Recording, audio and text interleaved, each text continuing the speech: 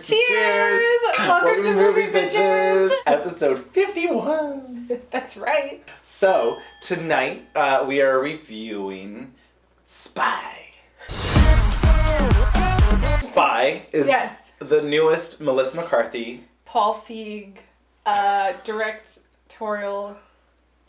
Paul Feig and Melissa McCarthy collaboration.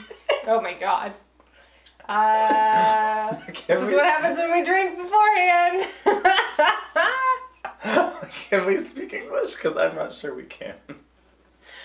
So, this is the new action comedy directed by Paul Feig. Starring Melissa McCarthy. Yep. And a bunch of others. A bunch of other people. I laughed a lot. Oh, I laughed really hard. I enjoyed myself the entire time. For me, Jason Statham stole every single millisecond of this movie that he was in. He was fucking hilarious. He was. He was basically playing Jason Statham. Yep. Where most of his dialogue and scenes consisted of him just recounting insane things. I once drove a car off a freeway on top of a train while I was on fire.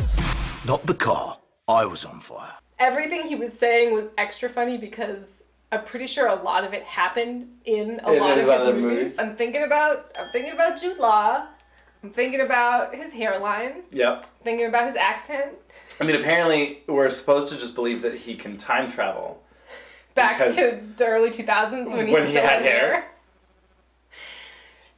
Sassy.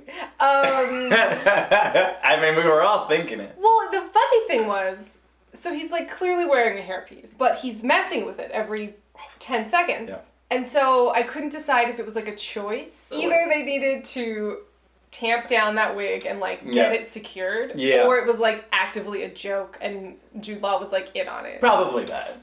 I hope so. I hope so too. If that's the case, then good on you, Jude Law, because that's hilarious. Yeah. And his accent was American? I didn't do it on purpose. There's like a ton of pollen in here. I'm just gonna get it out of the way now. Okay. I have had it officially with Bobby fucking Cannavale. He's weird. terrible. He is a caricature. Yeah. I don't know. He seems to fit in like My Big Fat Greek Wedding, maybe. Yeah. There was something where like. But even then, he's just not good at delivering lines. He never has a good joke. Rose Byrne works really well when she's playing a bitch. Yeah. Like. Great. She's fucking fantastic. Yep, hilarious. And, like, she was great in Bridesmaids when she was playing a bitch. Yep, she was terrible in Annie when she was supposed to be nice. She's a funny actress, so when she's playing this, like, saccharine, cutesy, whatever, it's like, oh, I'm bored. Who cares? But when she's delivering, like, zingy one-liners. Yeah. The moment I saw you standing there in that abortion of a dress, it's as if to say, this is what I've got, world. It's hideous, but it's mine. At one point,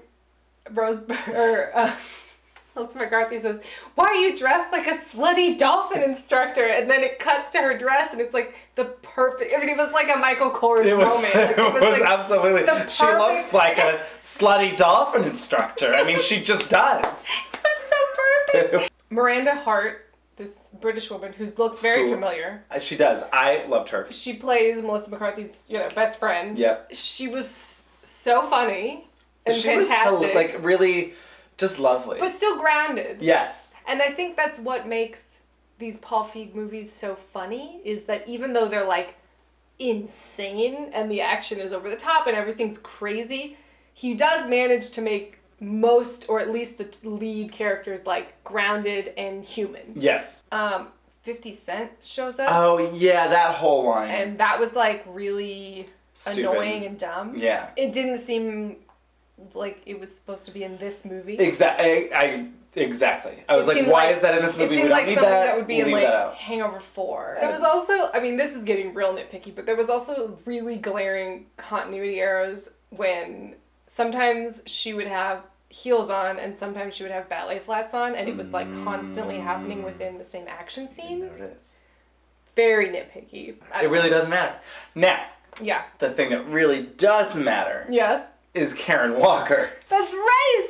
So one of the CIA agents, her character's name is Karen Walker. And every time they kept saying Karen Walker, I kept thinking of Will and Grace, because how could you not? Keep it up, Karen Walker. And then... When Bobby Cannavale shows up, we said, oh, holy shit, if he says her name out loud. It'll be like a full convergence of Will and Grace. And sure enough, he did! And it was amazing. Mm-hmm. We were the only people in the theater. I think everyone else thought we were crazy for Because we were laughing we so applauded. Yes!